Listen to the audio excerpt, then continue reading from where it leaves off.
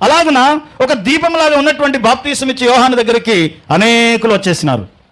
నువ్వు క్రీస్తువా, నువ్వు ఏలియావా, నువ్వు ప్రవక్తవా, ఎవరు నువ్వు ఇంత ప్రకాశిస్తున్నావు అని చెప్పి ఆయనని ఏం చేస్తున్నారు, అడుగుతూ ఉన్నారట.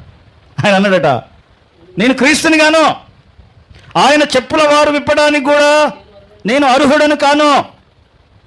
ఎంత తగ్గింపండి. ఏముంది ఆయనకి? మండుచూ ప్రకాశిస్తున్నాడు, అనేకులను ఆకర్షిస్తున్నాడు. ప్రధాన యాజకులు సైతం వచ్చి, పరిచయులు వచ్చి, ఏమంటారు, శాస్త్రులు వచ్చి, సామాన్య ప్రజలు వచ్చి, అయ్యో ఆయన బోధకు ఆశ్చర్యపడి మారు మనసు పొంది ఏం చేస్తున్నారు, మేమేం చేయాలయ్యా? సైనికులు వచ్చి అడుగుతున్నారు మేమేం చేయాలి అని, ప్రజలు వచ్చి అడుగుతున్నారు మేమేం చేయాలని, శాస్త్రులు పరిచయులు వచ్చి అడుగుతున్నారు మేమేం చేయాలని. నువ్వు వెలుగుతూ ఉంటే నీ దగ్గరికి అనేకులు వస్తారు. హల్లెలూయా.